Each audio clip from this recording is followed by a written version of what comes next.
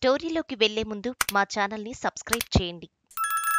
Kurnool YCP ఇద్దరూ కాడి వదిలేశారా? వైసీపీకి అధికారం పోయింది అంతే. దాని మీద నాయకులకు ఆసక్తి కూడా పోయిందా అంటే చాలా కీలకమైన అసెంబ్లీ నియోజకవర్గాల్లో చూస్తే అదే పరిస్థితి కనిపిస్తోంది.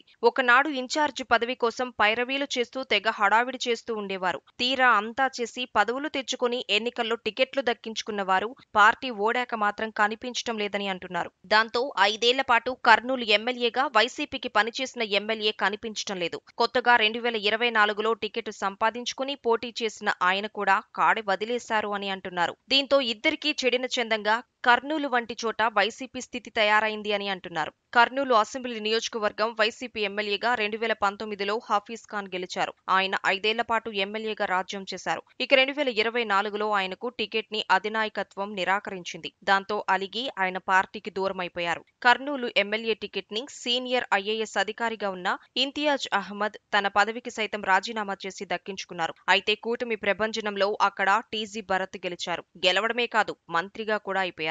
ఇప్పుడు అంతా కూటమి హవా ధూమ్ ధామ్ గా సాగుతోంది. దీంతో అధికార కూటమిని తట్టుకొని గట్టిగా కార్యక్రమాలు నిర్వహించాల్సిన నేపథ్యంలో ఇంతియాజ్ అహ్మద్ అయితే మౌనముద్ర దాల్చారు అని అంటున్నారు. ఆయన ఖచ్చితంగా గెలుస్తాను అని అనుకున్నారు. గెలవకపోయేసరికి బాధపడిపోయారని, అనవసరంగా ఉద్యోగం మానుకుని తప్పు చేశాను అన్న ఫీలింగ్ లోకి వెళ్లిపోయారని అంటున్నారు. ఆయన విషయం ఎలా ఉంది అంటే గత 6 నెలలుగా పెద్దగా పార్టీ యాక్టివిటీలో అయితే లేరని అంటున్నారు. అధినేత జగన్ వచ్చినప్పుడు మాత్రమే కనిపిస్తున్నారు అని అంటున్నారు. మిగిలిన టైం అంతా సైలెంట్ గా ఉంటున్నారని చెబుతున్నారు. కూటమి బలంగా ఉండటంతో ఎదురు నిలిచి పోరాడటం కష్టమన్న ఆలోచనతో ఉన్నారా అన్న చర్చ కూడా సాగుతోంది. దీంతో ఆయన ప్లేస్ లో కొత్త వారిని ఇన్ఛార్జిగా పెట్టాలని అధినాయకత్వం విశ్వ ప్రయత్నం చేస్తోందని అంటున్నారు. 2019లో కర్నూలు జిల్లాలో ఉన్న మొత్తం 14 సీట్లను గెలుచుకుని క్లీన్ స్వీప్ చేసిన వైసీపీకి ఇప్పుడు జిల్లా కేంద్ర స్థానంలోనే ఈ ఇబ్బందులు వస్తున్నాయి అంటేనే ఫ్యాన్ పార్టీ బాధ ఏంటో ఆలోచించాలని అంటున్నారు. ఈ నేపథ్యంలో కర్నూలు జిల్లా వైసీపీ అధ్యక్షుడిగా ఉన్న